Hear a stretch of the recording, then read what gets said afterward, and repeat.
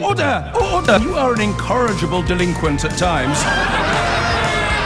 Behave yourself, man!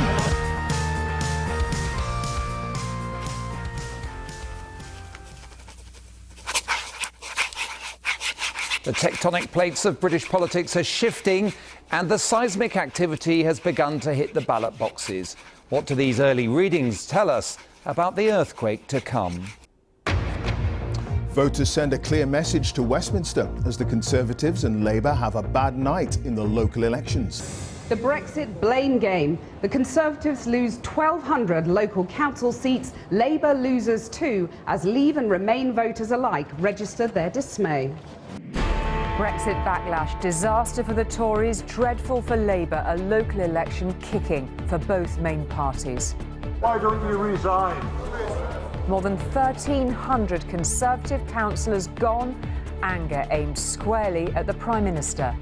As the party that has been in government for 9 years, it was of course always going to be particularly difficult for us.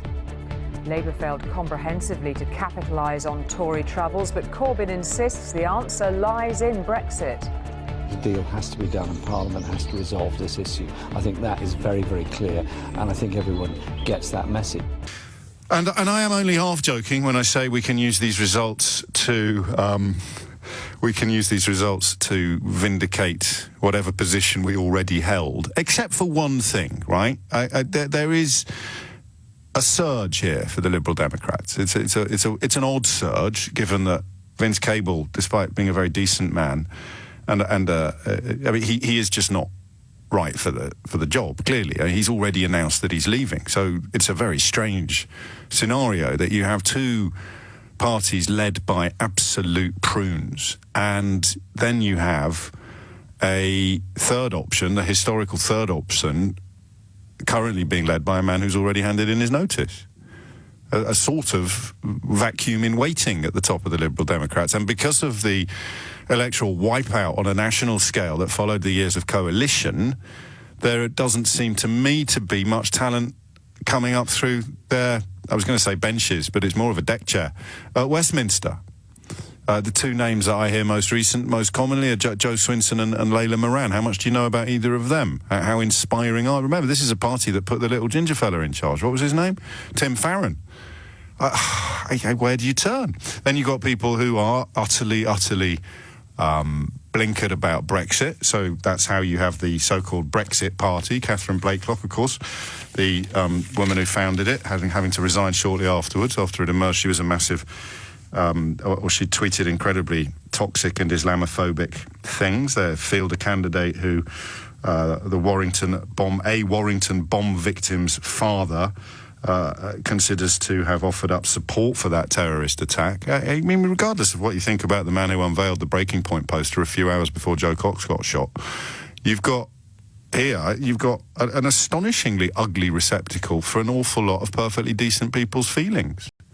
So we're in madness territory now, and the council elections proved it. Apart from that vote for the Liberal Democrats, who don't really have a leader. They have a leader who's already handed in his notice. Where are we? 0345 606 0973. You have to respect the Brexit vote, they say. And I've spent 3 years talking to people who voted to leave the European Union, and I take no pleasure anymore in saying this. Obviously, it's been good for business on a personal level and profile or brand or whatever the hell they call it. But you've listened to this show for 3 years. You know that every single person pretty much I've spoken to who voted to leave the European Union did so on either a misunderstanding or a mistake, or in the case of people like the poor lad who said he voted to leave the EU because there were too many brown faces in his local Tesco, they've done it out of a form of, well, to be generous, xenophobia and jingoism, and to be ungenerous, base racism. And we know how effectively playing to base racism can work. You've got to respect the vote. The Labour Party has to respect the vote. Well, if you've spoken to as many people who cast that vote as I have, you would know it's very hard to respect if you dig down into the reasons for voting. It's like if 52% of the country voted to behave as if the world was flat, would we have to respect that? 52% of the country voted to put Adolf Hitler in Downing Street? Would we have to respect that, or would we fight furiously to reverse and undo the damage that the country was poised to do? You look at some of the results up north for Labour, and you could construe it as people who are unhappy that their vote to leave hasn't been respected, but in almost all of the constituencies where they're trying to tell that tale, the Lib Dems have done better. UKIP have disappeared. It's mad. It's absolutely bonkers. And goodness knows where it ends. As I said to you in July of last year, it's increasingly difficult, or it was becoming increasingly difficult to see Brexit ending with anything other than no deal or no Brexit. And my goodness me, they laughed when I said that. They're not laughing now. They're lining up to vote for people who swore blind that we could be like Norway or Switzerland, or that we'd get a brilliant deal, or that they needed us more than we needed them. And all of these people who voted in that context are now claiming something completely different. It's crazy. And they're not bad people. Well, not all of them. It's weird. It's just weird. I can't sit here for 3 hours, can I? Just saying, it's so weird. Should we try? See how long it takes before management send in the heavy squad. Oh, it's so weird. Everything's broken. It's so weird. If you'd like to talk to me, you know the number by now. I'll remind you momentarily if you don't. The question is essentially one of... It's not even psephology, is it? It's what's missing. What's missing? What happened yesterday? And I am, I think, going to focus on Labour, if that's all right with you, to start with, because I think I can unpick what's happened to the Tories. I said to you many, many, many moons ago that Theresa May was on a sort of mission to deliver this thing called Brexit. But, of course, she was hamstrung from the very start by the fact that the Brexit that 17.4 million people voted for is impossible to deliver. You only have to speak to 2 voters, even when their arguments don't fall apart at the first sign of scrutiny. They disagree with each other. You know, you can go back over the campaign and find the fella saying, we'd be like Norway and Switzerland, and now people are pretending that they voted all along to leave without any deal at all. You knew, or you should have known, that the situation on the British border in Ireland was going to break an awful lot of promises and pledges. Theresa May explained it before the referendum result came in. But we're still here, still circling the same plug hole, still sort of floating around in the same toilet bowl. Forgive me, that was a little unpleasant. 11 minutes after 10 is the time. And where does it go next? No deal or no Brexit. But that won't be reflected in the coming European elections, because in the coming European elections, there's nowhere binary to put your vote. So astonishingly, what we're going to have there is half of the binary breakdown having a box they can put a cross in, but the other half of the binary breakdown not having a box they can put their cross in. Some people will still be voting for Labour in the hope that they will finally develop a defensible position. Ash in Leicester speaks for many of us. He writes, James, I'm lost and tired. Well, you're in Leicester, Ash, if that's any help. And it's nearly the weekend, so that should put a bit of spring in your step as well. So I genuinely feel sorry for some Labour and Conservative councillors, because they have been punished overnight for the incompetence of their national leaderships. But here is the real question. Here is the real question. What could the national leaderships have done differently? And you can pick on that. You can pick either Jeremy Corbyn or Theresa May. I contend furiously that the Labour Party should have moved with the likes of David Lammy, Tom Watson and Jess Phillips. Not immediately, but once it became clear. It was already clear to some of us, but it wasn't clear to everybody. If you're sitting in Parliament, you kind of have a responsibility to achieve clarity, sometimes even before the voters do. But when you see people like Mark Francois and Steve Baker popping up on the television talking utter twaddle, undiluted twaddle, and still going unchallenged, you have to wonder what the hell the point of the leader of the opposition has been over the last 3 years. Oh, we need to focus on the NHS and the homeless and austerity, every single one of which is going to be rendered worse by the current direction of traffic. You've got opportunists and spivs and the usual charlatans still seeking to use the country's plight as a way to make a few quid or get their faces on the telly, self-interest, self-promotion. But what you don't have in the coming European elections is a binary vote. It's not a referendum. It's actually going to be largely meaningless. Because I tell you how I know it's going to be largely meaningless, because I know I speak for a lot of people, not necessarily a majority. I haven't got a clue where to put my cross. I know where I can't put it. And then you realise that you spend your life criticising people for having their politics defined by what they're opposed to, and you realise you're actually personally a little bit guilty of that yourself. I said to you many moons ago that I was never really pro-European Union membership. I was anti-Brexit. I just looked at some of the personnel lined up on that side of the argument, and I saw a succession of liars, spivs, racists and charlatans. And I just thought, well, I don't really feel a great amount of love for the European Union. I do now, by the way. I get it now. I understand it now. But I can't possibly let these fellas grab the steering wheel. They're gross. You know, and then when that Breaking Point poster was unveiled, I felt naively that significant swathes of the country would come round to my way of thinking. And they didn't, and they still haven't. People are comfortable with the idea of somebody who could unveil a Nazi-inspired poster shortly before a Nazi sympathiser murdered.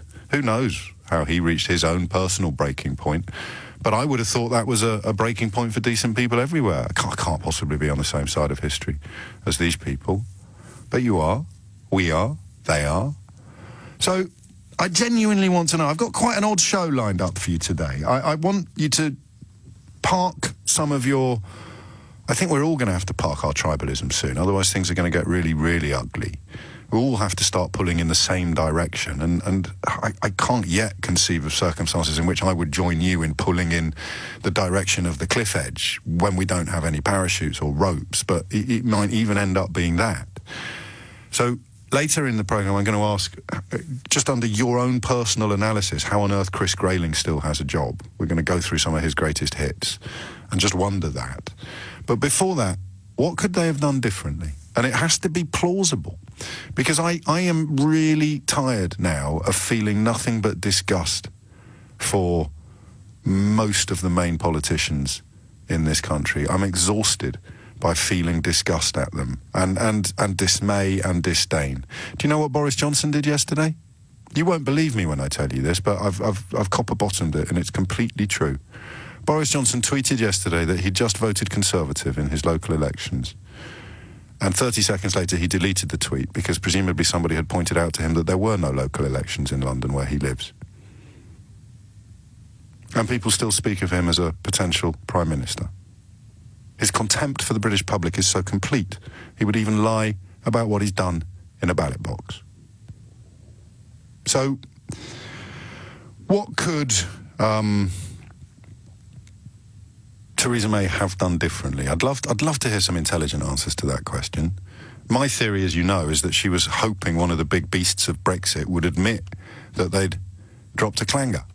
But if you've got the biggest beast of Brexit fibbing on social media about what he's done that day in a ballot box, the idea of integrity, honesty and conscience kicking in was a little bit pie in the sky, at least for him.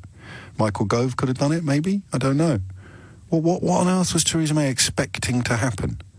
And being a little bit more sympathetic to Jeremy Corbyn than I was earlier in the week, or at least I'm inviting you to be, is it fair to suggest that he couldn't have done anything differently? He's had to stay sitting on this fence. Because I'll tell you now, and I'll tell you for certain, they thought they were going to get a result overnight. McDonnell talking to Nick, I think, yesterday, talking about 400 seats. Well, let's set the scene with one of Labour's big hitters. It's the Shadow Chancellor, John McDonnell, who's with us in the studio. John, welcome. Now, you're obviously going to say it's going to be a good night for Labour, because ostensibly it ought to be a good night for Labour, didn't it? I'm always cautious about local elections. I always am, because lots of local factors come into play. It isn't just the national factors. I think we underrate some of the local issues that called into play. And also, you underrate the performance of the local councillors as well in people's calculations. Often you'll find people vote for the local councillor, even against their own party preferences, if you like, because the person's doing a good job. So you can have mixed results.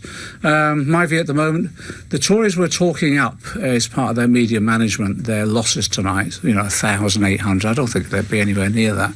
My view, if you look at the polls at the moment in terms of the detailed analysis, maybe the Tories will lose about 400 seats, something like that.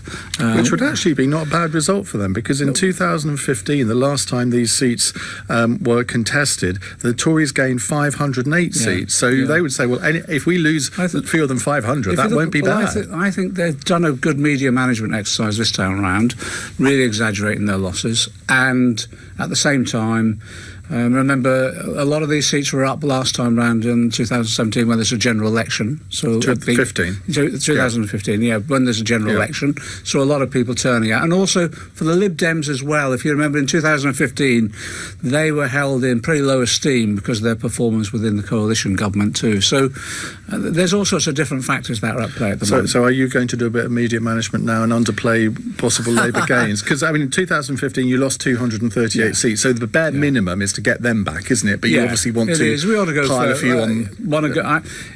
I'm aiming for sort of about 400 if we can. But as I say, I'm always really cautious about local election results. You can never tell. 400 gains. They've gone off a cliff, a much smaller cliff than the one the Conservatives have gone off. But what could have happened differently?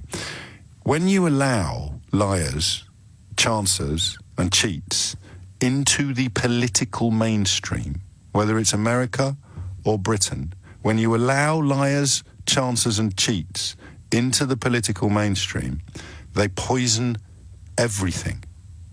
That's where we are now.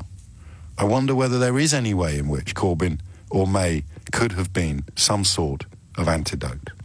I can't wait to talk to you about this stuff. Give me a call. What could they have done differently? And I suspect the answer might be nothing. If you look at the promotion of particularly toxic individuals, liars and racists in public life, and then you look at the manipulation of social media to cloak these lies and manipulations as somehow being real, people are still sending me questions based upon that fake news thing about the Lisbon Treaty that's all over Facebook. I got one in first thing this morning. It's right here now in front of me. Still saying, oh, well, I suppose you voted for X, Y and Z, conscription into the EU army and all that. And you're like, well, why when something arrives in front of you, do you not just Google it? Can't just Google it. It'll be the mainstream media. So what could May and Corbyn have done differently? They both had a disastrous day at the polls. What could they have done differently? And I'm sorry, I know I'm doing it again, but when politics is really interesting, I've got a lot to get off my chest before we throw open the phone lines. We can keep the phones open for 2 hours if you want, if you're cross with me for not allowing any interruptions. But there's something really significant here that I want to point out to you. And it's this. It's yesterday, there was nowhere for people who want to remain in the European Union to put their cross. Not really. I know the Lib Dems have done very, very well, but many people are so loyal to their traditional parties that they can't really contemplate moving away from them. And when the European elections come around, the same will be true. So yesterday, there was nowhere... Actually, sorry, I've misinterpreted. I misspoke. I meant that the other way round. Yesterday, people who are able to abandon their own party loyalties voted for the Liberal Democrats. And the Greens have done really well as well. OK, so it wasn't binary, because if you are in favour of a blind Brexit, and I appreciate a lot of people are, the polling is clear on this, if you're in favour of a blind Brexit, there was nowhere for you to vote yesterday. So in that context, the results are meaningless. If you're in favour of stopping Brexit, there's not really anywhere for you to vote come the European elections. Not as clearly and as binarily as a party actually called the Brexit. You need the Remain party. It doesn't really exist. It's really weird. Anna's in Bicester in Oxfordshire. Anna, what can you tell us? Well, I'm a lifelong Labour supporter, and yesterday I voted Labour because it was on about local issues. However, yes, I wish more people had done that. However, come the European come the elections, revolution, yes. exactly. Come the European elections, unless Jeremy Corbyn goes with what the party wants, and he's the leader of the party. He's not an individual standing on his own. And the part of the conference has said, if we can't get a general election, if we can't get an agreement with the Conservatives, then we go to a second referendum. I'm holding out for that second referendum. However, if he doesn't, then I will not be voting for Labour in the European elections. And I'm not going to talk to you about the anti-Semitism and some of the straws that have broke other camels' backs. You are still capable of voting Labour with a clean conscience, and that's fine.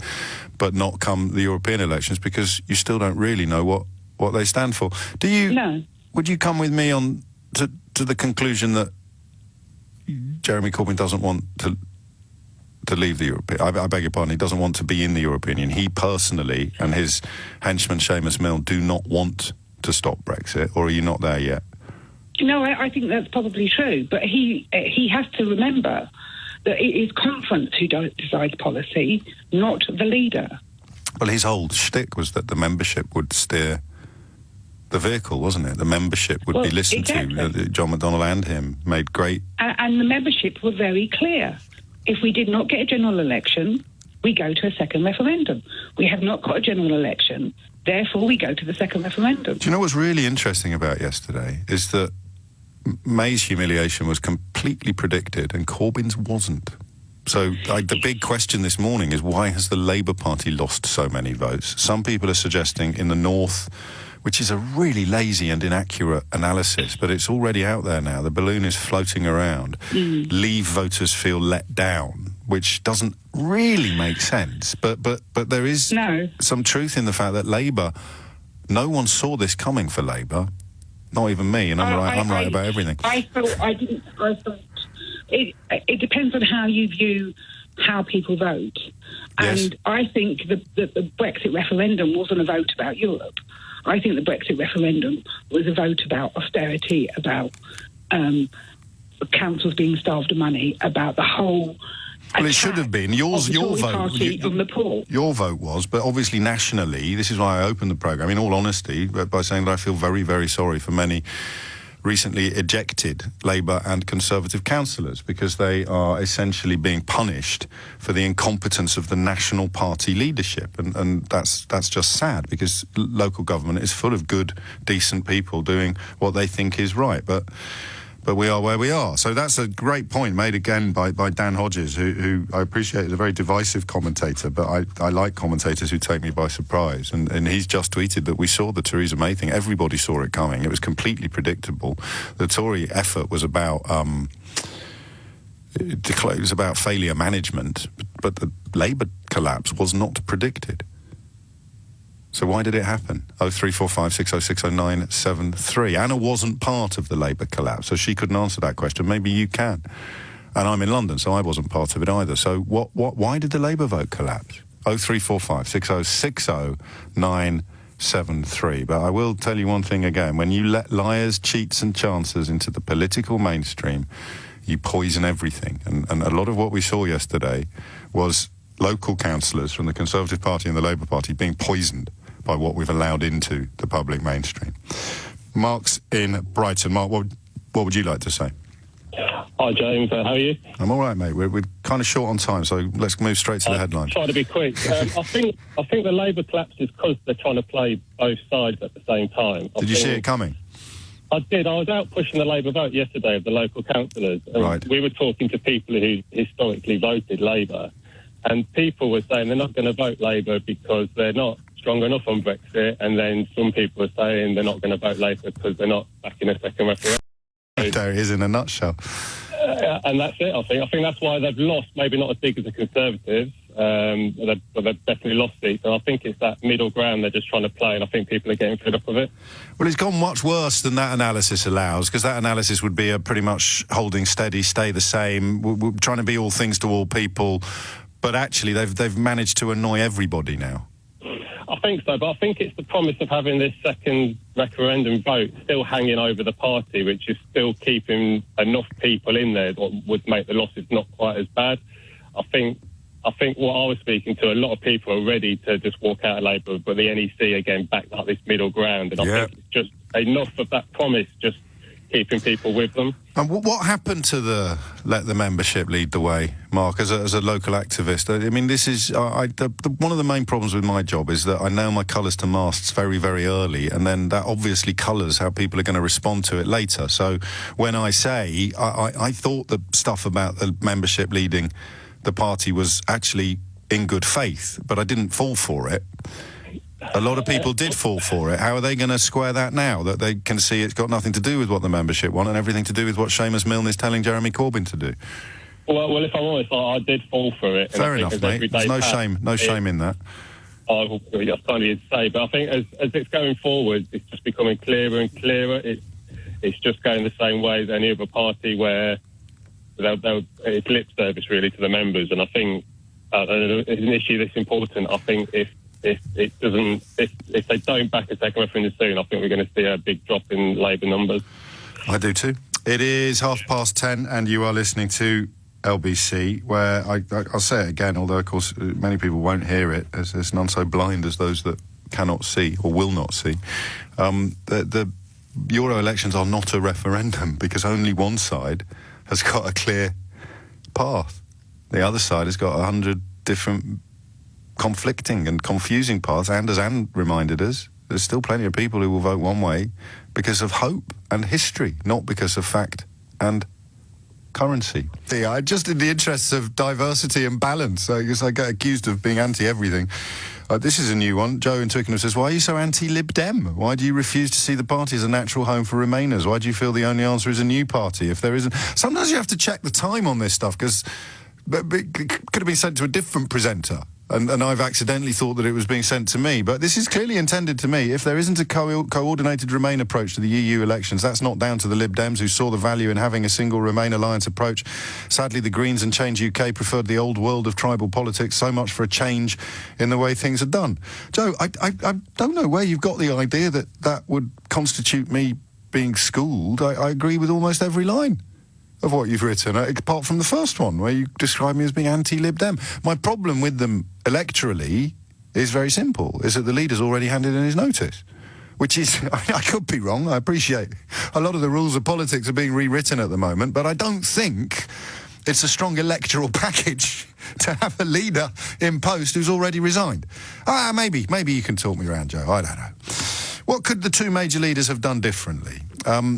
Over the last 3 years, because the pleasure I took up until about August of last year in seeing my ships come in terms of political predictions and analysis is utterly gone now. It's utterly dissipated. It's like a curse, actually, a genuine curse. It's like Cassandra in ancient Greece, cursed to make prophecies that were correct but never believed. It all had to shake down like this because it was impossible to deliver what people were promised in 2016. It was against the laws of gravity. It was impossible to do these things.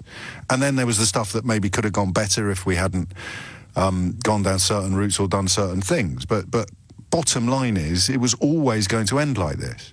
It's why I tweeted in July of 2016, and that's the lovely thing about Twitter, is it's there and it's permanent. I tweeted, Farage will be back. Not as quickly as last time, but he needs to distance himself from the reality of Brexit to come back claiming betrayal later. Absolutely, syllable for syllable, bang on what's happened. How was it so easy to predict? Well, just think about it. Just think about it. The closer you were to this story, the easier it was to see that it was impossible to deliver. So the 17.4 million stroke will of the people argument is just as bovine and bogus now as it was then. But people have feelings. And if you stick a cross in a box and you win, and whatever it is you thought you were voting for doesn't happen, you feel profoundly let down and betrayed. Because what you thought you were voting for hasn't happened. It doesn't matter that it never could have happened. People stood up and told you that it would happen.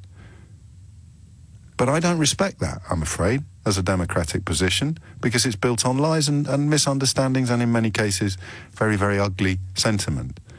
So what could the two main leaders have done differently? Once the well had been poisoned by liars and spivs and charlatans and racists, who are now coming out of cover on Tory benches as well, of course, Once the well had been poisoned, how could you stop the population from being affected? Richard's in Liverpool. Richard, what's going on? Yes, hello. Good morning. I'm just a first-time caller. You're very welcome. Just after the election results, listening to most of them anyway today. I've been a lifelong Labour supporter, although I was a Remainer. People often say that in the North, you know, there's a lot of disgruntled Labour supporters wanting the referendum to go through, you know, wanting the vote to... It's lazy analysis, isn't it? Or the geographical breakdown, the socio-economic breakdowns. The only one that really passes muster, sophologically, if that's the word, is actually the education one. But, of course, you point that out and you sound like you're a sneering member of the metropolitan elite. So the North is a very interesting petri dish at the moment, isn't it? It is when Manchester voted to remain, Liverpool voted to remain, even smaller towns, North, Southport voted to remain. You know, we're not just a big bunch of leavers because we're in the north of the country. Now, do you think it's because Sunderland came in first that set the tone ever since for this conflation of North with Leave? I would have, yeah, probably. I think it might be, you know. I feel I'm an international person. You know, I'm a European citizen. I'm happy to and pleased, so grateful that we've got 27 countries to learn, love, marry, study in. I mean, for another few weeks. I don't want to rain on your parade, but not for much longer, mate. Of course, but I think there might have been a change. You know, just in when I go and have my haircut once a week in a local barber's. So just once a week? Who are you, Mariah Carey? No, I like to keep it short. Fair enough. Carry on. But I'd noticed people were saying in the barber shops, the actual people that were cutting hair, there's 5 guys that work there, and they're saying, oh, we're voting Leave because we don't want Turkish barbers opening up in this country and taking our jobs. And even though Turkey wasn't a member of the EU and would never have become a member. No, but some very prominent politicians lied through their teeth about Turkey becoming a member of the European Union, including the new Secretary of State for Defence. You see what I mean about everything getting poisoned when you allow lies into the mainstream? But those 5 people, barbers, had influence over all their customers. Yeah, of course. And it was a pyramid downwards. And recently, over the last few months, they're saying, oh, well, maybe it's not so bad staying in the EU. Maybe we made a wrong choice. And I actually think, because of this election, because it's closed and people don't know who you're voting for, I think people have decided, you know, we are best staying in. And maybe that's the reason that Liberal Democrats have seen an upsurgence. Certainly is for me. And it's not just in the north. Here is northeast Somerset, in the ward where a certain J-Dog, Rees-Mogg, lives.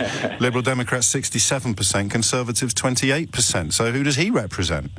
It's very strange, though, but they're still trying to spin it to say that, oh, it's because they just want us to get on with Brexit. Yes, but you remember, I mean, you probably don't remember, but my whole intro this morning, the little clip they play while Nick's still on, was saying that we will now all spend the day citing the election results as vindication of what we already believed. So you, as an ardent European citizen, are doing precisely that, albeit with evidence and facts to back up. Someone else could have done the precise opposite. It's the lazy analysis, I think, that is part of the problem. But it's what I've noticed on the street, you know, in the shops, speaking to people, you know, speaking in the barbers, saying, we've made a mistake, let's stay.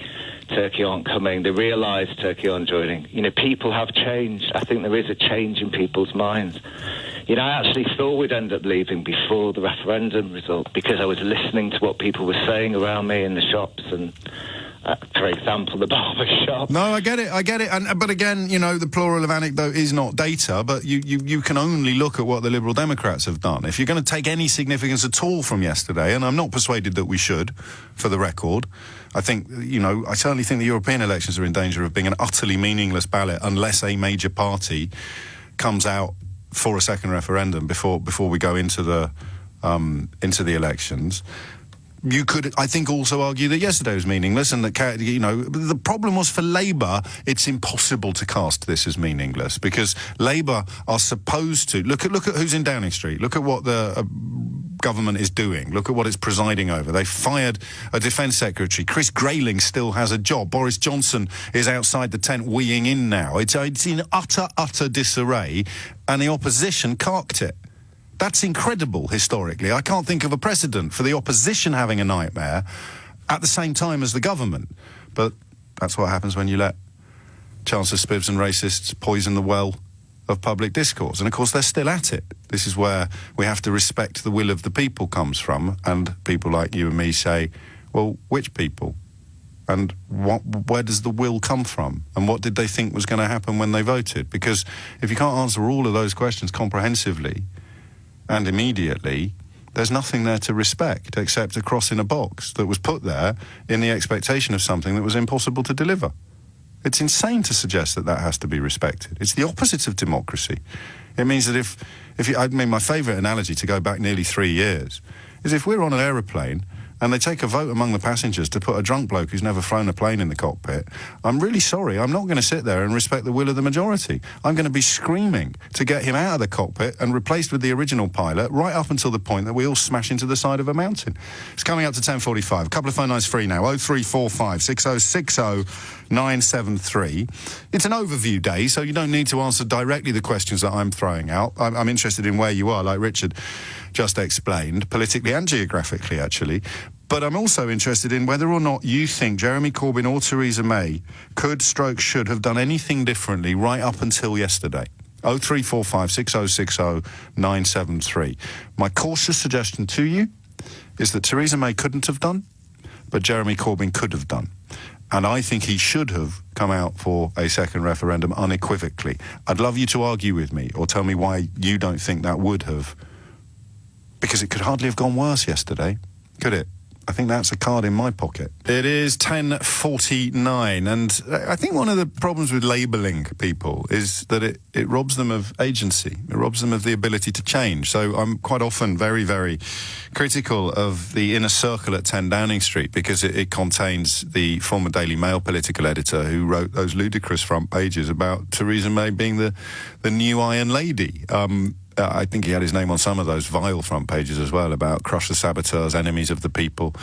But there's another former political editor of the Daily Mail who went to work for the Conservative Party, and his name is James Chapman. He was head of communications at the Treasury under George Osborne, who you heard talking to Nick earlier.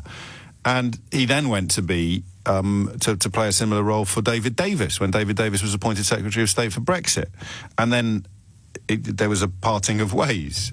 James Chapman has just tweeted something fascinating. He says, I might as well reveal it now that I have nothing to do with the Conservatives. I was told, but right, here's the question, right? You remember when Nissan got sent a letter by the Prime Minister and we weren't allowed to see what was in it, but it gave Nissan whatever it was they needed to publicly commit to staying in the country? All of the evidence and facts, or Project Fear as it was called back then, all of the evidence and facts made it absolutely clear that the car industry couldn't swallow Brexit. The so-called economist to whom the so-called European Research Group turn, a man called Patrick Minford, he is on the record as stating that the manufacturing and agriculture sectors in this country would collapse completely in the event of a no-deal Brexit. So there was no way of knowing what could be in that letter unless it was something a little bit dodge. In my sort of opinion, my theorising, this is what Chapman's just tweeted. I was told May told Nissan that state aid and subsidy rules would be bent to get round any tariffs so that they would agree publicly to stay. I would love to see what was in that letter, wouldn't you? Because nobody argued. Well, they did, didn't they? They said, we're back to Digby Pudding Jones, aren't we? The guy who claimed that BMW... I know I'm right, he said, when he talked about what BMW and Mercedes would, not Audi would do. Well, he's wrong now, but we've got to respect the vote of people who believed him when he said he was right. You see what I mean about this issue of respect? I've mentioned Dan Hodges, the Mail on Sunday columnist, a few times lately. He very much subscribes to the school of thought that says you have to respect the vote. So I don't agree with him about everything by any stretch of the imagination. Stephen's in Chester. Stephen, what is going on? Well, I was a member of the Labour Party. I voted Jeremy Corbyn twice. I voted Brexit. I live in a marginal. I took on this rubbish about how we were going to lose jobs to all the people from the EU, how we were going to lose our house building or not have enough GP appointments and so on. Yes. And eventually I just saw through it all as absolute nonsense. So I decided that I was only going to carry on supporting Labour if they were going to offer a people's vote. And I gave Jeremy Corbyn all the way up till Tuesday to the NEC to make a decision. And he came in and he was wishy-washy. He wouldn't come down for a second referendum. So I said, that's it. I'm voting Lib Dem. And I voted Lib Dem. And I don't care what the opinion polls say. I know I live in a marginal. It could let the Tories in, but I don't care. I'm doing that in the nicest way. I hear you. Because I do care if the Tories get in, but I've got to go with my heart. I've got to vote for who I want to vote for, who may give me a chance to remain or a second referendum to put right the stupid decision that I made in the first place. You're one of the people... I'm supposed to respect your vote, though, even though you'd like to change it. Do you see how mad everything's become? Yeah, because and also, you talk about the EU the EU elections coming up. Yes. And you said because it's a bit fractured, which I'm very sad at, because I would like them to have a unified ticket, the Remain parties. But surely what we can do is add up all the Remain votes. Yeah, but they won't do that, will they? You're being sensible and rational and evidence-based. Finally, mate, after voting for Brexit. Better late than never. It's absolute nonsense. Of course it is. And the cost of the economy is going to be horrendous in tariffs. They reckon our food prices will go up by 10%. The price of imports of cars a similar amount. Farmers in North Wales... well, you say all this, but I've read some lies on Facebook, mate, and I know that you're wrong. Yeah, I mean, they reckon the farmers are going to go out of business because the tariffs on lambs and so are going to be so high. Why will the Germans buy it? Because they just won't. Overnight as well, of course, in the event of a blind Brexit. Yeah, and I mean, because I actually voted Brexit, I actually feel more passionate about remaining than perhaps, I don't know, some existing Remainers. I don't know. No, well, that's the zeal of the convert, they call that, Stephen. If you're a recent arrival at a worldview, you actually can defend it. You subscribe to it more because you've been on a journey. So you've got a more passionate feeling about where you are now than you would have had if you just sort of stumbled into it and stayed there for 30 years. And I think this is the problem with Brexit. It is almost like a religion. And it doesn't matter. Like I saw a little clip yesterday of Question Time, and there was a lady on there, and she said, basically, I don't care. Give Northern Ireland back to the Irish. Give Scotland away. I don't care. I just want Brexit, and I don't care what happens to anyone or anything, as long as I get my precious Brexit. And she's still allowed to do that without being asked what that means because of that wonderful equivalence and balance that the BBC has so beautifully observed for the last few years. Stephen, that was a really memorable call, and I thank you for it, and I hope I don't sound patronising when I say I can really hear the passion in your voice. I like passion in politics when it's directed at looking after the country rather than looking after the pensions of a few dodgy geezers. David is in Canterbury. David, what would you like to say? Hi. I'd like to say I think the reason why people, especially young people, moved away from the two main parties and voted... Are you a young person, David? I'm 29. You're close. Yeah, carry on. So I think why they voted kind of Green and Lib Dem, from what I've been speaking to people, is I think the two main parties have been consumed by Brexit and have ignored issues that are important to young people, such as uni fees, schools. I think you may be doing Jeremy Corbyn a disservice, and there's some words that some people listening to this programme will pretend they haven't heard, because just last week he made some announcements with regard to bus routes that were really good politics and really reflective of what people and voters need, but it's all rendered a little bit meaningless by the Brexit lens, which has, as we've observed, frequently broken everything. It's been very late on the cause of climate change, and the Extinction Rebellion obviously have brought up climate change and linked with that battery farming as meat farming's biggest cause of emissions, says the UN. And the big parties have done nothing to cut the number of battery farming, which is the worst kind of meat farming for emissions. So I don't see how we're going to be carbon neutral by 2050 unless we as the people make the changes, because the politicians really are coming to it very late. And it's really been only the Extinction Rebellion kind of people that have brought... Yes, I don't think that's Theresa May's fault or Jeremy Corbyn's fault or Brexit's fault, actually, to be fair. I mean, arguably the issue might have been forced a little quicker if we weren't also caught up in this. But would you like to have a crack at the question of what either of those two party leaders could have done differently? Well, I think Brexit is a very important issue, and I think obviously it's right that they've spent quite a bit of time on that. But I think, no, don't get me wrong, it is a very important issue. I love the way you said it. But we've been pandering to the EU in the sense that we've been kind of so trying to do what they want. We haven't, though, you see. You're 29 years old, so young and so untender. Mate, the whole extension of customs union from the island of Ireland to the whole of the United Kingdom is against their express wishes.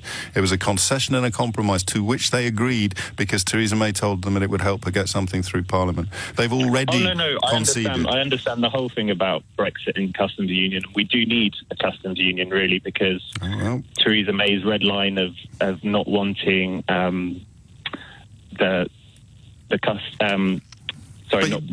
hear you. What you're doing, like a lot of other people, is pointing out that it's very hard to vote for a party that appears to have done nothing but contemplate its own navel with regard to Brexit for the last 3 years. But I'm a lonely voice in the media, David, so when people casually throw in some of the things that are simply not true, although they're widely believed, I do have to point them out. And this line that they've bullied us, or that it's so pant-wettingly wrong that you could almost hold it up as a patron saint of Brexit, the idea that they've bullied us.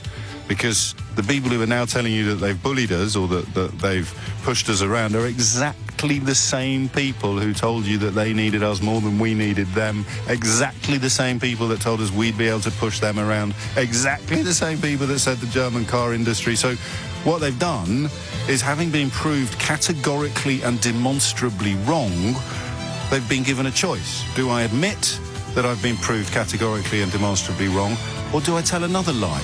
We'll take a few more calls on this after this. I mean, my fears that it might be, or my fears that it will be substantively meaningless, of course, should not be translated into a claim that it will be politically meaningless. As with all elections, the coming European elections will be used by all sides to try to prove points that they already subscribed to.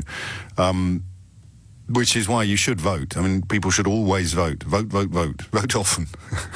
And there's a wonderful tool. If you follow me on Twitter, I've just retweeted it from Alex Andreu's account, and he tweets as Sturdy Alex. 4 days to go to register, and someone's put together a very simple tool. However you want to vote, I am urging you to register, especially young people. And it's all on a single form. You can either register, or you can apply for a postal vote from a single form. There's about 8 million voters missing from the electoral register.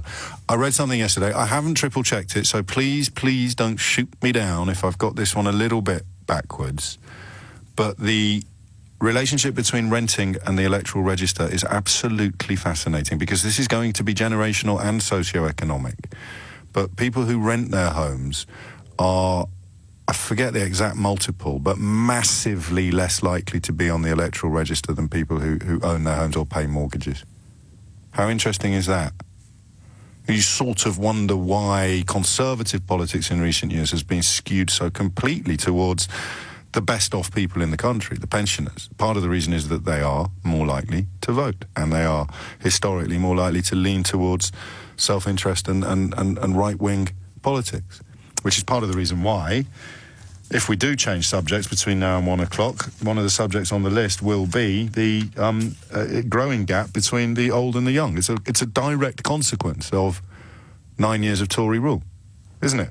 If you are seeking to court the so-called baby boomer vote, it shouldn't really be that big a surprise that between 2006 and 2016, so it includes 4 years of Labour, but of course the financial crisis tries to coach and horses through any meaningful observations about the last 2 years of that decade. Total wealth of people in their early 40s fell by £28,000, and the comparative figure for older people went up by a factor by £78,000.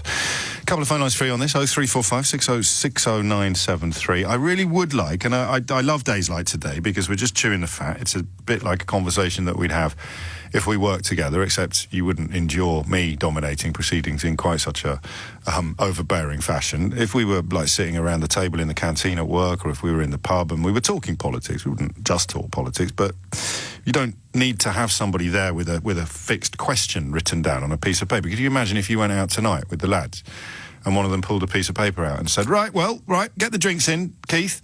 Between 7 o'clock and 8 o'clock, we're going to be talking about the local council elections. Between 8 o'clock and 9 o'clock, we are going to be talking about Chris Packham. And then we will talk about the South African athlete Kester Semenya between 10 and 11. And then it'll be closing time and we're all going home. Keith, you're the designated driver. It just isn't normal. But sometimes, most of the time, radio has to be like that. My favourite days are days like this, where there's no menu. There's not even really a question. But the one that I would like you to have a crack at if you fancy it is this. What could they have done differently? Because I can see what Jeremy Corbyn could have done differently, but I'm not 100% married that until Tuesday he should have done anything differently. Well, I don't know what Theresa May could have done differently, unless you've fallen for some lies and you think that she could have, I don't know, thrown her weight around in Brussels or something like that. Which means, sadly, that you've been listening to the spivs, chancellors, racists and liars who've broken everything and poisoned public discourse for generations to come. Poor fella in Swanage thinks I'm talking about Jeremy Corbyn when I say that. I hope when I describe people as spivs, racists, chancellors and liars, it's crystal clear who I'm talking about. 11:08 is the time. Tony is in Cardiff. Tony, what would you like to say? Good morning, James. Hello, Tony. Well, look, I'm a Labour councillor in South Wales. We didn't have elections yesterday. My MP is MP Owen Smith, and we all know he's well on record as being a Remainer, as is my constituency. Yes. You're right there. That was quite an expectoration, Tony. I wasn't expecting that. My headphones are very close to my ear, and that was quite a resonate. There was quite a resonance there. I'm glad you've got the pipes clear. Carry on. I thought I'd get so people know where I'm coming from on this, but at the end of the day, our democratically elected leader is Jeremy Corbyn. Yes, but you have to say this. You're the councillor. You're a councillor in the party. I'm a councillor in the party. Yes. And what I would say is there's two ways of looking at this, in my opinion, whether it's a success or failure. If 20% of the Labour Party are to want to leave, did we lose more than 20% of the seats last night? And the answer's no, but what I know of it. So therefore, you could argue that it's a success. The point you made earlier, that why can't we be executing this opportunity when I'm going to pause you, Tony. I like it. I'm listening to you, and I will continue to listen to you. Yeah. But the idea that you can paint what happened yesterday as a success after John McDonnell said he was expecting 400 gains, come on, man. Well, what I would say to you is it's going to turn into a bird and fortune. It could have been a lot worse, couldn't it? Well, it could have been. John McDonnell is the deputy leader of your party, Tony, and he told us he would consider 400 gains to be a decent result, and that will be after expectation management. That will be after contemplating what he was really hoping for, and then shaving a few off, like when the doctor asks you how much you drink, shaving off a few numbers, and then coming public with the figure of 400. They've gone off a cliff, my friend. Didn't he? Yes, but you can't paint it as a success, Tony. Look, if I was a Conservative today, James, I could be waking up and going, oh, my word, what a failure. Yes, and you should be doing that as a Labour councillor as well. No. Look, I'm a Remainer, right? So as far as I'm concerned, I would have taken the Liberal Democratic point of view 10 months ago. Right. As I say, I'm a big supporter of MP Owen Smith, and we're all on record. But at the end of the day, the point I want to make is this. This is an unprecedented period. True. The reason why the Labour Party are unable to execute this as clear as they would like is that it's not the Labour Party, it is the Labour parties. There's in and there's out within the party as there is with the Tories. So both the Conservatives and Labour Theresa May and Jeremy Corbyn are walking the high wire. Now, in my opinion, I would have balanced it and said, I'll take the gamble on that 20% because I believe I could have picked up what the Liberal Democrats could have picked. That's a gamble I would have taken. Okay. But nobody knew this before this election. Some people are telling me they did. That gamble. There's always someone. All right, okay. So I hear you and I admire your loyalty up to a point. what could Corbyn have done differently up until today? Because it's all very well you saying this about Owen Smith and your own personal views, but I thought the fellow was supposed to be led by the membership. Oh, absolutely. Look, well, he's not. I was at Labour Party conference last year. I feel that we're not being led as well as we should be. You know, that doesn't make me anti-Jeremy Corbyn. Do you think he wants to leave the European Union? I think that is his position, and there Why won't he is the say problem so? between the executive and the membership. Why won't he say so? The executive want to come out, and the membership wants to stay in, and there's our problem. So you think he is actually a leaver? So he campaigned during the referendum in bad faith? When in the referendum, he went publicly. He refused to go on stage with David Cameron and saying, "Oh well, we'll leave. I want to leave for different reasons, or stay for different reasons." Yeah. As David Cameron and all the rest of it. He didn't put that effort in my opinion, in the referendum Because he secretly wanted to leave. That's my opinion. Is it right as well? now, Okay, fair enough. I thought we were having a ding dong. No. But what I'm saying is, he is in a very difficult position because he has to manage 20% on one hand and 40%, and I think, on balance, he's probably got the balance right. But of course, I'm going to give you a prize for optimism, all right? And I'm not going to patronise. Well, I have patronised you slightly by asking I want whatever you're on. But no, mate, you can't. I'm not going to let you portray this as a success, Tony. I just can't. I'll never sleep again. Success, I'm saying it. You did say it was a success. Much worse failure. Well, it could have been a much worse failure. If ifs and buts were pots and pans, there'd be no need of tinkers, Tony.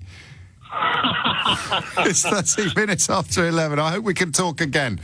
I don't get enough calls from Wales, actually. Andy is in Sunderland. Sunny Sunderland. Andy, what have you got?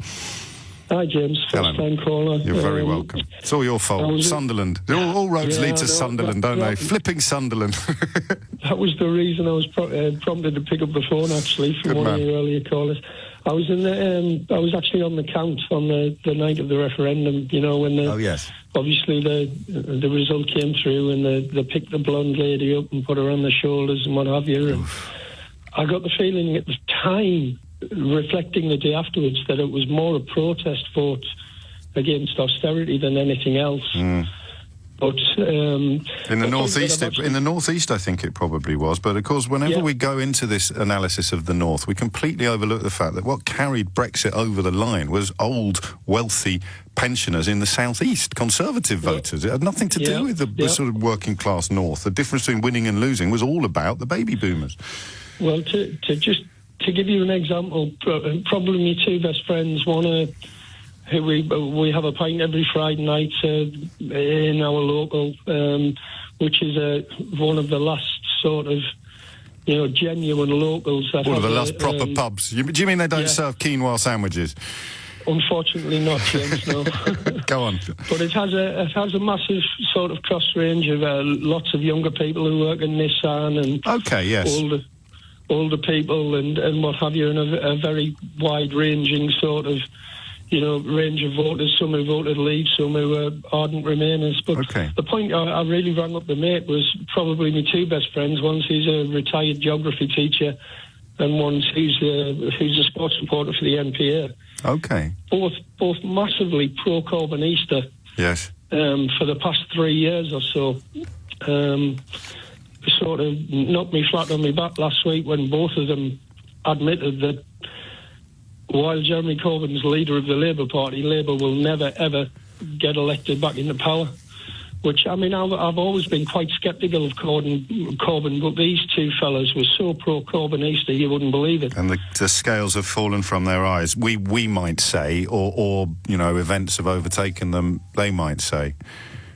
Yeah. I mean, it's not just the anti-Semitism thing, or I think they've both just realised that this guy has just not got what it takes to be Prime Minister of a country. And I think they've finally, it's taken the last 3 years of everything that's gone on for them to realise that, this guy is never going to put a Labour government, a Labour Party back into power. And of course, the hardest thing to do if you lean to the left is to contemplate not voting for them, isn't it? Which I think a lot of people did yesterday because it was a local election. I don't necessarily share your mate's Pessimism.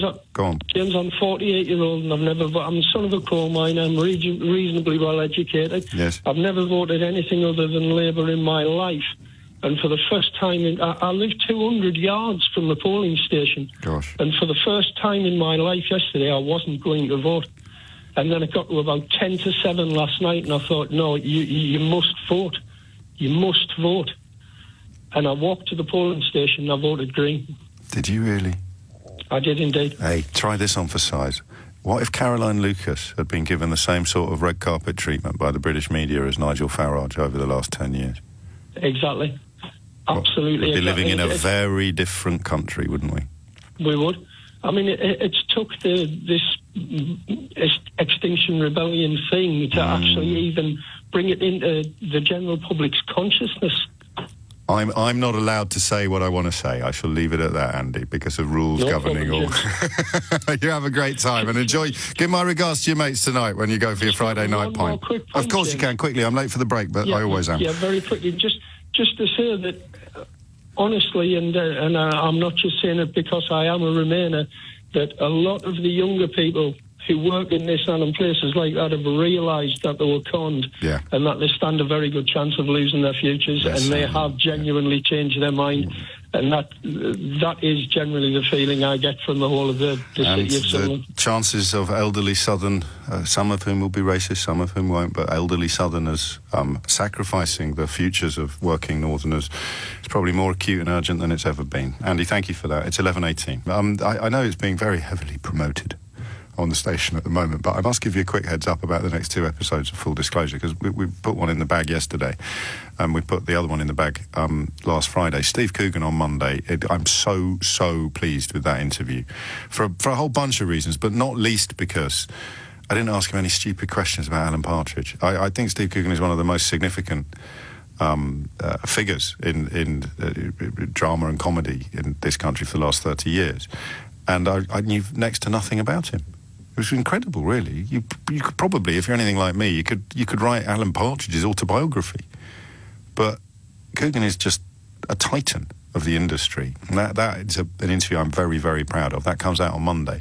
And then a week after that, Ian Hislop, who again is somebody who's instantly recognisable, has been in the public eye for 30 years.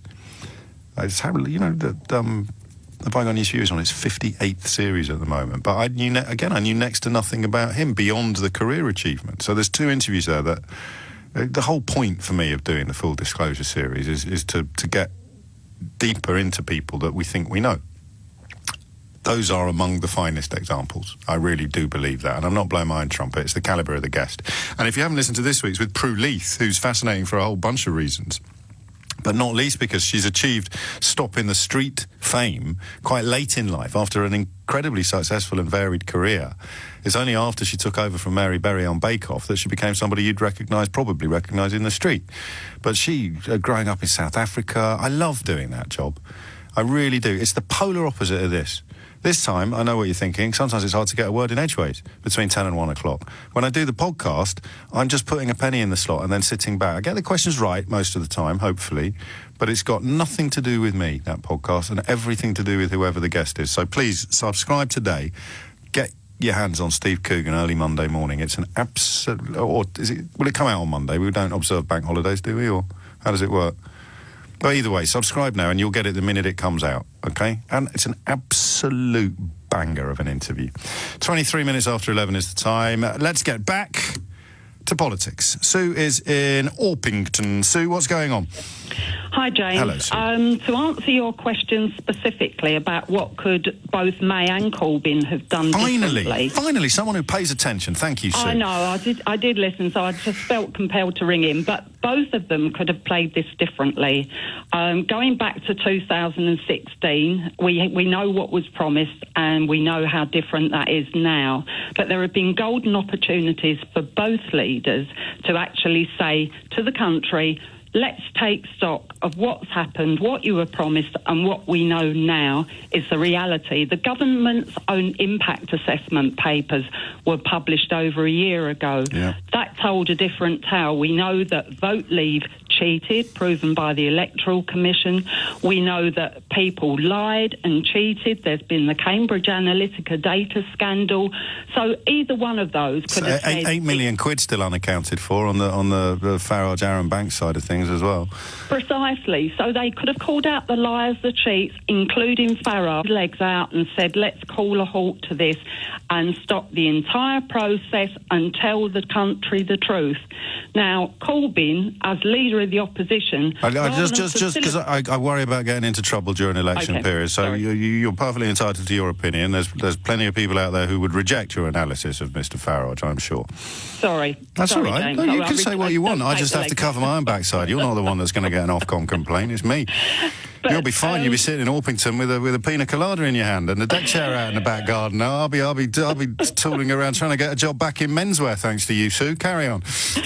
Anyway, certainly, I mean, May's legacy is going to be rubbish anyway, but she could have, rather than appease the ERG and the DUP, she could have been the elder stateswoman with a legacy of telling the truth to the country. But she hasn't done that, and Corbyn is facilitating Brexit. Now, I didn't see it last night, but I understand Barry Gardiner was on the BBC and he was saying to James Cleverly, we're trying to get you out of a hole. I'll give you the exact phrase, bail you out. Barry Gardiner, we're trying to bail out the Conservatives on Brexit, he said, but the cultists won't hear it, Sue. Oh, dear. So when did people that voted Labour vote Labour to bail out the Tories with their rubbish Brexit? I mean, I'm a Labour member. I certainly have never voted Labour to bail out the Tories with their Brexit deal. And, you know, how can people go out and vote Labour? I mean, I didn't get a vote this time, but I'm voting in the Euro elections, and the first time in my life I cannot vote Labour. How can I vote for a party that is backing the Tories with a rubbish deal? Corbyn could have claimed a lot of kudos for this, but of course the strings that are being pulled for him are people like Milne and Murray that are ardent Brexiteers. Just read an article today in the New European about Alistair Milne, and it's so insightful. And that's tell people to wake up and smell. Oh, not you, James, because I know you already have. But I hear you, but you've done that thing again. Fact, evidence, knowledge, understanding, and then on the other side, people who probably aren't rushing to the phones to ring me today will be just getting angry and talking about why their feelings need to be respected. And that's the thing that none of us can get past at the moment. Here is somebody flogging your tickets for the ghost train, even though ghosts don't exist, and it's doing great business. Here is Sue ringing in as the speak your weight machine, telling people exactly how much they weigh, and they don't want to hear it, Sue. They don't want to hear it. Can I finish, James, with one quote from David Davis, and I'm not a fan. He said, if you have a referendum, you cannot give people a blank sheet of paper and fill in the gaps. And that is exactly that has happened. And those gaps that have been filled in are not attractive. Well, end of rant. Sue, you are... No, it's not a rant, though, you see. You're a legend, because you're right across it. And I love the fact you've retained your sense of humour, and yet your frustration is palpable. I think we're spiritually connected in some ways on these troubled political times. And Sue, better than me. I've got to put my hands up. I've been saying all morning, I'm not sure Theresa May could have done anything differently. But, of course, what she did was determine the day she got the nod, the day that Andrea Leadsom removed her hat from the ring and Theresa May got anointed by the editor of the Daily Mail as the steel of the new Iron Lady. She made a decision then, and what Sue has just crikey, sorry, you can tell this is box fresh. I'm just processing what Sue has said, because it makes absolutely perfect sense. Theresa May's stubbornness is the problem here, because as more and more facts have emerged, and the BBC have made this mistake as well by making a decision the day that the result came in about how they would conduct coverage and news henceforth, then the facts changed. The corruption, the cheating, the mysterious funding, the Cambridge Analytica, it's all changed the game. But Theresa May has stuck to the position that she settled upon before all of this emerged. And Sue has nailed it. So while I do believe Jeremy Corbyn could have done things differently and called for a second referendum, Theresa May, if she was a fraction of the principled figure she seeks to portray herself as, would have shifted course and shifted position according to the facts. It is very sad to tell you that John Maynard Keynes probably didn't say this, because I spent several years on this programme passing it off as a perfect aperçu from that famous economist, but I still love the phrase, when the facts change, sir, I change my mind. What do you do? What Brexit has taught me over the last 3 years, especially the callers who sadly don't come scurrying onto the programme anymore, but what you taught me, you lot, I know you still listen, what you taught me is that that's a meaningless phrase. When the facts change, sir, I change my mind. What do you do? Well, the answer is, I double down on my fact-free feelings, pal. Where I'm going to continue with this for a little longer because I find it so interesting. I have to tell you, Sue, in Orpington, I presume you're still listening, judging by the responses that have come in since your contribution to this programme, if you were to throw your hat into the ring politically, I think you could be Prime Minister by tea time. And everything she said was true, and this is where I am now with regard to Brexit. Everything she said was true. Factually and demonstrably true. There was cheating. There were promises made that were utterly unkeepable.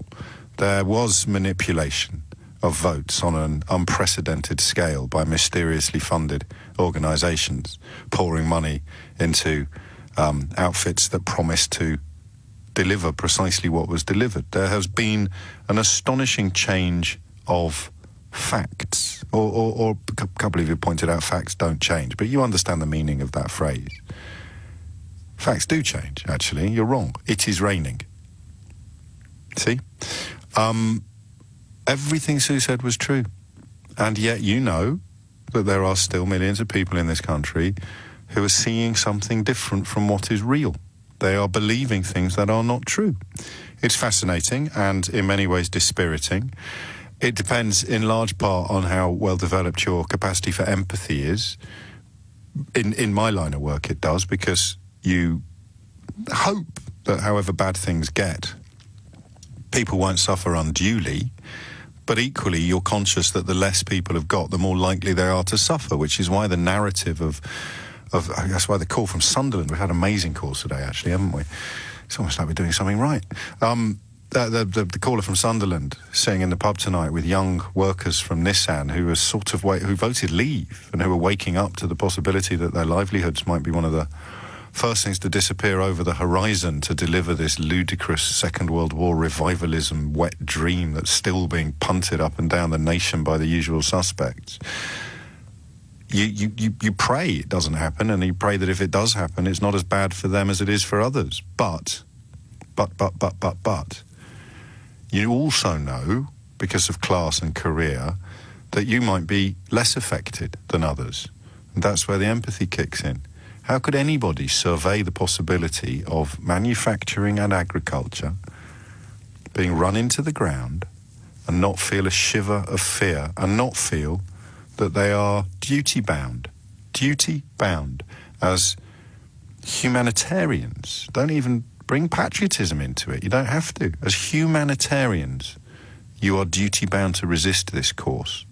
You know? When Jacob Rees-Mogg talks about the economic future being anything other than bleak, he is citing Patrick Mimford, the pocket economist of the European Research Group, the ludicrously misnomered ERG. They are not just prepared to tolerate, they are actively seeking to celebrate Patrick Mimford's own analysis, which is that manufacturing and agriculture will be run into the ground. Now, I don't know what you hear coming out of your radio when you hear me saying this stuff, if you're still on the other side of the argument. I genuinely don't know what you hear.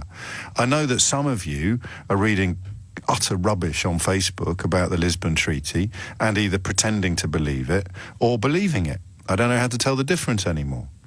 But I don't know what you hear when you hear your heroes citing their visions of the future, and then you hear truth-tellers like me and Sue in Orpington telling you what that future under their own analysis will be. Like Sue said, the government's impact assessments, the government's own impact assessments.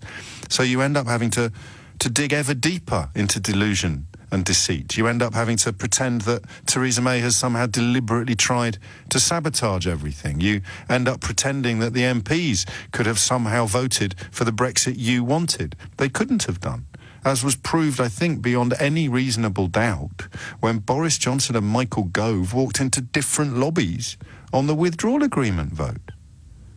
It was impossible for Parliament to deliver the Brexit that everybody voted for because everybody voted for a different Brexit. So when journalists and commentators and pundits and punters that I like and admire and respect tell me that we have to respect the vote, I say, which vote? And they say, the Brexit vote. And I say, but which Brexit vote? The Brexit vote when Nigel Farage told us we could be like Norway or Switzerland? Or the Brexit vote when Lord Digby Jones told us that the German car industry would absolutely not countenance, and remember his words, I know I'm right, absolutely not countenance the tariffs that will be brought in the event of a blind Brexit. The Brexit vote that David Davis was predicting when he said that the morning after the referendum he'd be in Berlin, not Brussels, doing deals that would actually have been against the rules, the law of sorts. Which Brexit vote do I have to respect? And eventually you say, that one. And I say, which one? And you say, I don't have to say any more. It's that one. Why do we have to do Brexit? Because we voted for it. Why did we vote for it? Because we want it. Why do we want it? Because we voted for it. Why did we vote for it? Because we want it. Why do we want it? Because we voted for it.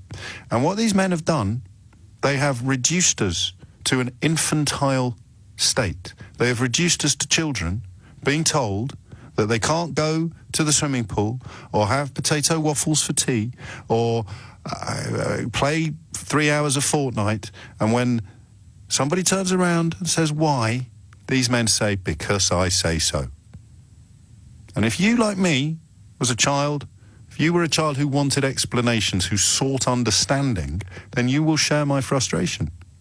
But if you are the kind of person who likes being told what to do by posh people without asking questions, if you are the kind of person that leans towards a little light forelock tugging and cap doffing, if you are the kind of person that thinks if somebody went to Eton then they must be more intelligent or more insightful than you, even if that person, like Boris Johnson, lied on Twitter yesterday about having cast a vote in a public ballot, 30 seconds it took him to realise that he couldn't possibly have voted in the local elections like he said he had, because there weren't any where he lives. And still you think that by dint of some ludicrous privilege, inherited wealth and inherited advantage, the likes of him and his cronies are more trustworthy than your own eyes and ears, your own instincts and your own intelligence. I can't help you anymore. I can't help you anymore. You can look at that Breaking Point poster, unveiled hours before a man reached his own, a white supremacist terrorist reached his own breaking point and decided to kill an elected British parliamentarian. If you can look at the people responsible for that poster, and I mean the one that was unveiled during the referendum, not the ones from the Nazi era that inspired it. The pictures are clear to see. The imagery is identical. You can look at that and think, yeah, they're all right. They deserve my vote. No, again, I can't help you anymore. But I thought Jeremy Corbyn might have done. Because he, of course, has power. He has the leadership of Her Majesty's opposition. He has been sitting on the other side of the House of Commons, while Theresa May has been presiding over utterly avoidable disarray. And it's that word avoidable that has shifted for me today, thanks to Sue in Orpington. Because as each chapter of corruption and deceit and misunderstanding and a mistake got written post-referendum, Theresa May closed her eyes and put her fingers in her ears and pretended that nothing had changed. When every single step of this was predictable foreseeable and inevitable. July 2016, on Twitter, I wrote, Nigel Farage will be back. Not as quickly as last time, but he needs to distance himself from the reality of Brexit before he can come back bleating about betrayal. So either I am possessed of clairvoyant powers, either I am some sort of all-seeing prophet with a weapons-grade crystal ball, or every single syllable of this whole sorry saga was predictable, discernible, and inevitable.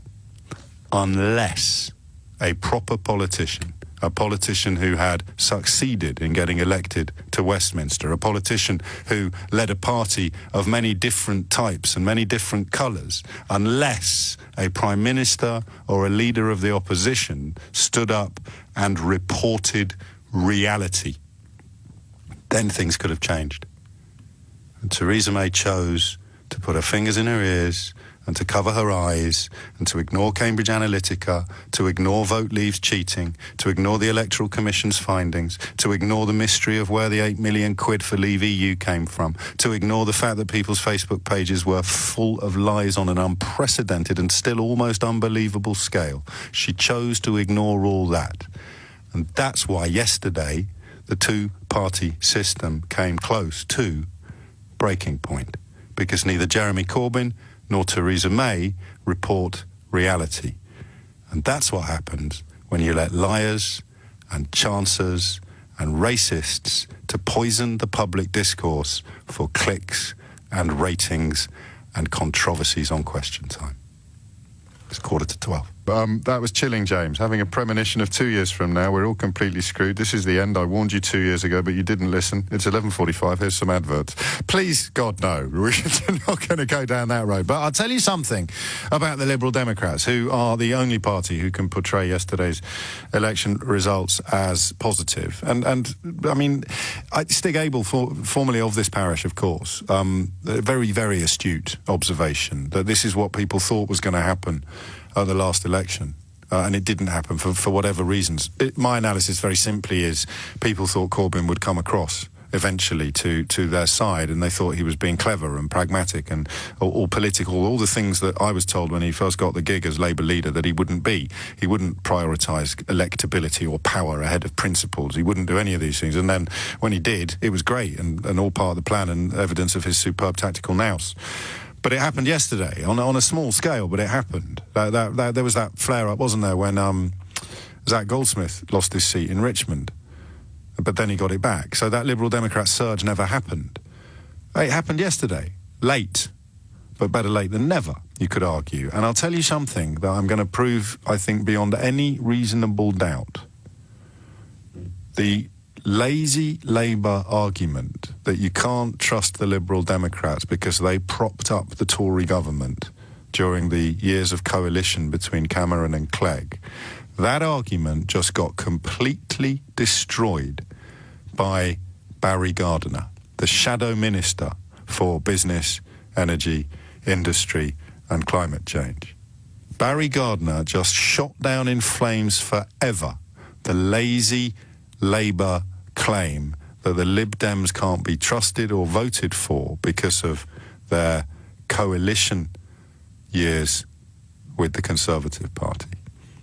And shall I show you how he did it? Sue touched on this 20 minutes ago. I've dug it out for your delectation. Here is Barry Gardiner, who often turns up in studios to defend whatever Labour's Brexit policy is this week, presumably because Seamus Milne won't let Keir Starmer do it, despite Keir Starmer being the shadow Brexit secretary. Here is the complete demolition of any Labour argument with regard to the Liberal Democrats having betrayed forever the trust of the British people by going into coalition. Over to you, Baz. Well, the point is simply this. James is totally confusing delivering Brexit with delivering the deal that has been criticised not only by most of the Conservative Party, but by every party across Parliament. Not true. And It is not. Sorry, you've had your say. Just let me reply to it. There was nothing okay, wrong James, with the withdrawal you don't agreement. want to hear it. I know you don't want to hear it, but the point is, you, as a Brexit minister, should understand that we are in there trying to bail you guys out. There it is. Barry Gardiner describing what the Labour Party are doing with regards to Brexit and the Conservative Party, live on your television last night. Once more with feeling, Barry. We are in there trying to bail you guys out. So how many people who vote Labour do so in the hope that Labour will bail out the Conservatives? How many people who vote Conservative do so in the hope that the Conservatives will be bailed out by the Labour Party? I think all good things come in threes. We are in there trying to bail you guys out. There it is. But there are none so blind as those that will not see. Jess, what do you make of that? Well, as somebody who has a very Remain and very pro-second referendum position but is in a Leave seat, I'm only too aware of how we have to keep the country together. And whilst we might want a general election, I want, you know, to be a size 10, but I just keep eating cake. You don't just get what you want.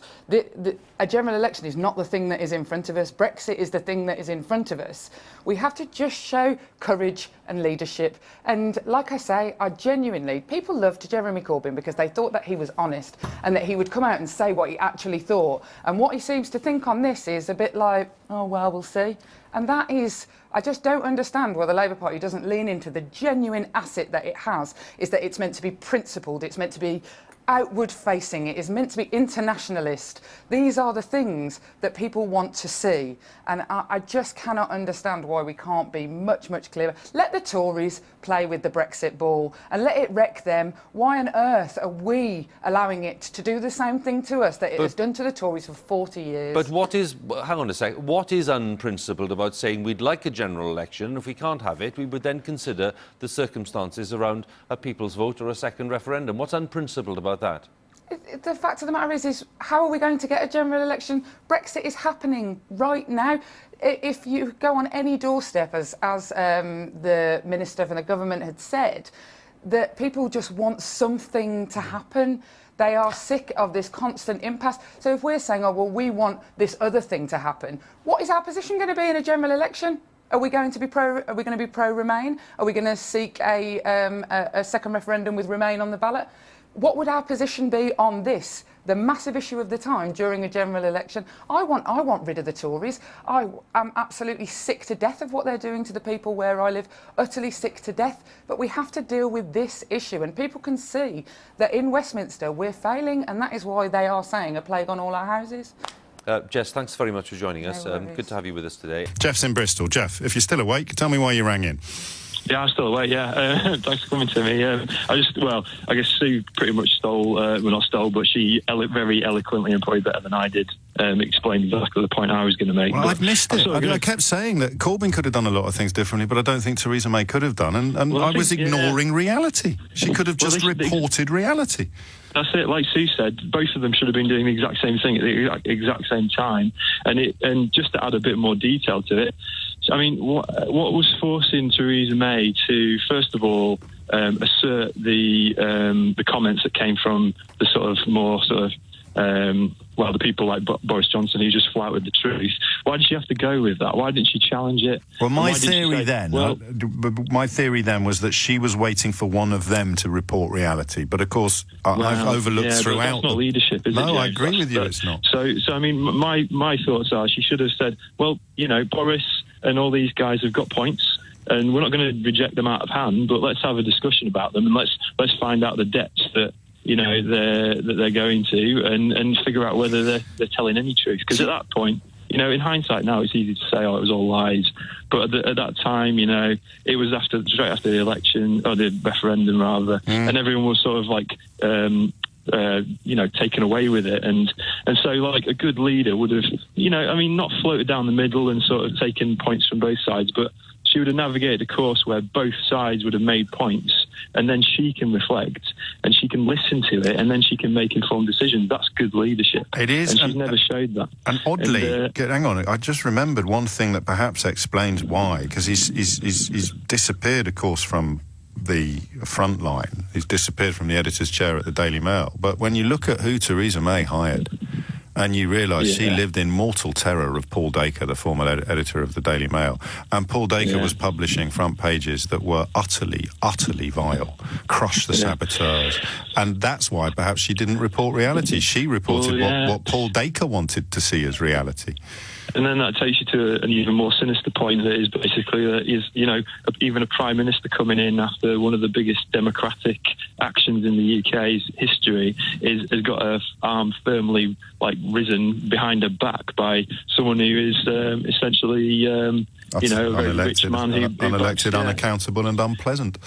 So then the whole argument of democracy being, you know, carried out now by people who are still ploughing that furrow, it adds an even greater depth to the nonsense that they're spouting. And that's why you double down. So when I always thought that was like a skeleton key for intellectual exchanges, that old line attributed to John Maynard Keynes about when the facts change, sir, I change my mind. But if people are denying the facts already, it doesn't matter when the facts change, because they just double down on the delusion and the deceit and the nonsense. And that's where we are. And one thing I don't really understand, actually thinking about it, I thought a solution to that would have been that she sort of gets these people up in front of the Commons and then has that discussion and says, OK, you tell me why you think this. And I don't ever remember Boris Johnson being challenged by his own party. You know, I actually haven't really remembered many occasions in the last 2 years where he has been in the Commons in the facility of a couple of foreign policy select committee, foreign affairs select committee kickings, but no, he doesn't, though, does he? He's supposed to have lain down in front of a bulldozer to stop the third runway at Heathrow, but he organised a trip abroad instead of being held to account.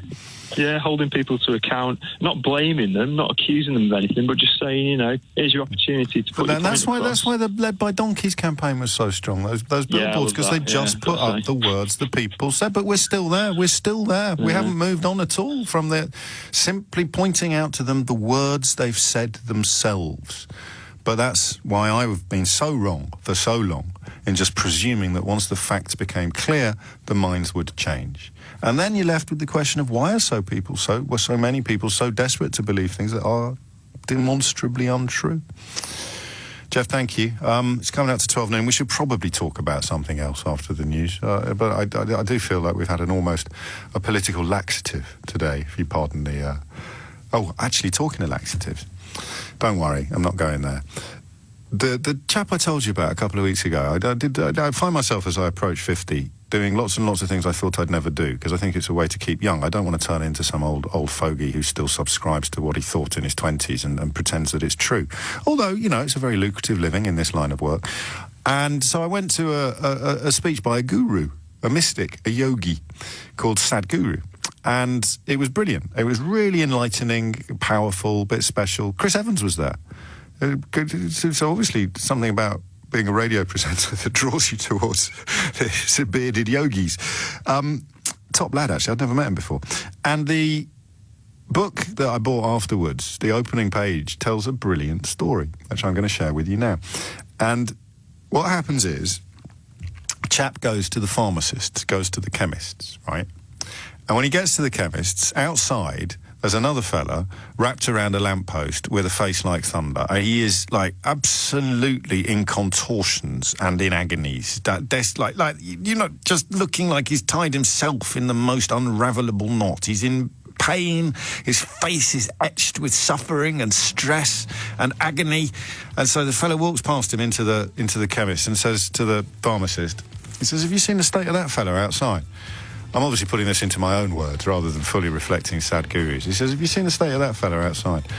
And the chemist says, "Yeah, he's one of my patients. I've just cured him." And the customer says, You've done what? He looks awful. He looks absolutely terrible. What did you cure him of?" And the chemist says, "Whooping cough." And the bloke goes, "You what? How did you cure him of whooping cough?" He says, "I gave him a box of laxatives, and I made him eat every single one of them in front of me before he went home." And the fellow goes, "Pardon?" He goes, "He's just eaten a box of laxatives. You go and have a look at him. Do you think he's going to cough?"